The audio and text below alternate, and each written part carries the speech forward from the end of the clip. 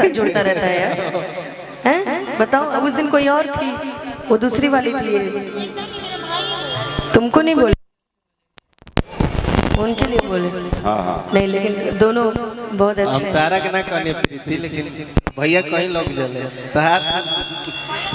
नहीं नहीं नहीं नहीं नहीं, मैं उनके बारे में कुछ नहीं बोल सकती, तो बरसाती सुन भी नहीं सकती हूँ आपके बारे में, आपके खिलाफ नहीं सुन सकती हूँ। आइए, लेकिन आज आप पीला पीला पहन के हैं, इसलिए गाना याद आ गया मुझे। आइला बारात करे या कि हमसे बात करे, हमसे बात करे या कि हमसे मांगे में मोबाइल नंबर लगातार हाथ धरे, कि गोरी फूला झाड़ी बारू, हरे पापा के पारे बारू, कि गोरी फूला झाड़ी बारू, आप पापा जी के पारे बारू। छोटे भैया, इस विषय पे क्या बोलेंगे पापा जी पे? पापा जी के भाई, हाँ। पापा जी तो बुझा तक आज बड़े कुर्बानी कुर्बानी में, बाप रे बाप। भैया आप कुर्बानी में आए हैं? छोटे भैया ने कहा है कि आप कुर्बानी में आए हैं। हाँ, अच्छा, जब माइक पकड़ेंगे तो बोलेंगे, बोलिएगा जरूर, इंतजार रहेगा। और देखिए माइक भी मिल गया। छोटे बा देखो, अब तार तो ही नहीं होता, तार वाला माइक में तू ना बोल, खड़ा होकर बोल। छोटे बा हम कहाँ आइल बानी? अब 20 साल बोलिए, खाली बोलिए तो कहता है कि ये आइल बड़े कुर्बानी में, आइल बड़े फतेहा में। हां, तारा का फतेह करो। अब पहले आप लोग डिसाइड कर लीजिए, आप लोग किस चीज में आए हैं। हम लोग आए आज जागरण में आए हुए हैं। ये कुछ भी बोलते रहते, पता है ना। पापा के परिवार अलग पसारे तू तपा, पियर फराक वाली कचा मारा तारुआ, पियर फराक कचा मारा तारुआ, पियर फराक वाली।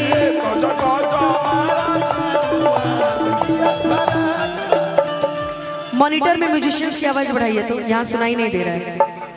हाँ, ये तीनों में बढ़ाइए, सॉरी चारों में बढ़ाइए।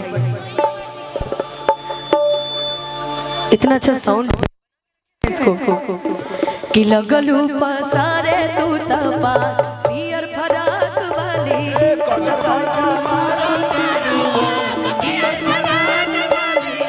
हिताई में आई के हिलावा तारी डोला, हिताई में आई के हिलावा तारी डोला, हिलावा तारी डोला। भौजी तो हो बहिनी हो गईली मामा गोदा, भौजी तो हो बहिनी हो गईली मामा गोदा, तारा गा मारो तारुआ, कचा मारा तारुआ। आइए इधर, शिवानी नाम है। कि गलती से अभी तो मेरे सूरज का ब्याह लग गया है ज्योति से, मगर प्रेम बहुत तगड़ा उसका ज्योति से शादी लगा उसका। नहीं तो अभी हम आप ही से करवाते, आप मुझे पसंद है। ज्योति का फोन आया था?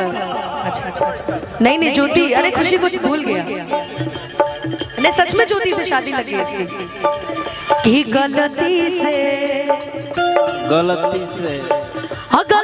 ये जाने टकरा गई हो, गलती से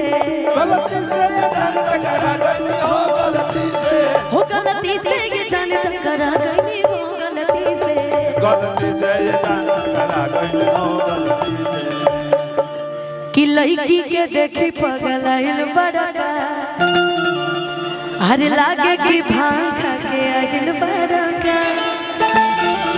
भांग के तो नहीं की पता, बाकी भैया गुटखा खा के जरूर आइल बनी। एगो लाइन सुनले पड़ोगी ना, ना गोरो से ना कालो से, ना गोरो से ना कालो से ये दुनिया परेशान है तो सिर्फ गुटके वालों से। कि लड़की के देखी पगलाइल बड़का, अरे लागे कि भांग खा के आइल बड़का। कि कहरत सारा बारू आईने के प्रीति, आईने के बुझा तवारा बारू। कि कहरत सारा हमके बुझा तवारा बड़ू अब भड़के लू कैलो मजा पियर फराक वाली कच कच मारा ताजुआ के पियर फराक वाली कच कच मारा ताजुआ के पियर फराक वाली दिल भोकल खाओ भैया केहू के प्यार में केहू के प्यार में केहू के प्यार में केहू के ए भैया केहू के प्यार में काहे भटकी भैया जौन रियल गाना बहु उ गाई न कि कितना दिन से एगो लइका के कितना दिन से एगो लइका के कहीं फेरा में हम लागो रही फेरा में हम लागो सोचते रही आई लव यू कहो सोचते रही आई लव यू कहो तले दोसर ले भागो तले दोसर ले भागो ए कि तले दोसर ले भागो कितना दिन से एगो लड़की के कहीं फेरा में हम लागो कहीं फेरा में हम लागो कच कच मारा ताजुआ पियर फराक वाली कच कच मारा ताजुआ शेखर भी आया है कि लगने में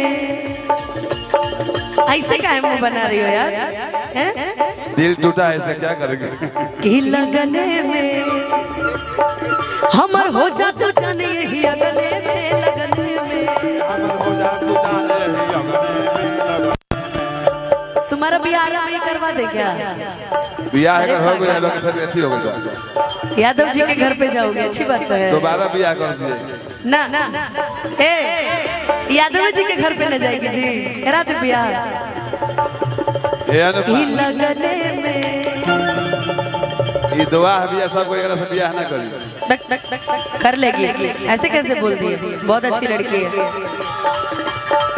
किसे घर के हो जा तू जान यही हरी अंगने में लगने में हमके पटावे न तू फुलवे से चाला के रसगुल्ले से मारम चला के रसगुल्ले से मारम चाला के रसगुल्ले से कि आगे आगे आंसू खई है और पीछे फिर आंसू बही है कि आगे आगे आंसू खई है और पीछे फिर आंसू बही है अरे पावन के मान दी हथुरा पियर फराक वाली कच कच मारा ताजुआ के पियर फराक वाली कच कच मारा तारुआ पियर फराक वाली कच कच मारा तारुआ पियर फराक वाली बस शिवानी खतरे को जोरदार ताली बजा दी बजा दो भैया बजा बाकी बंटी भैया के ना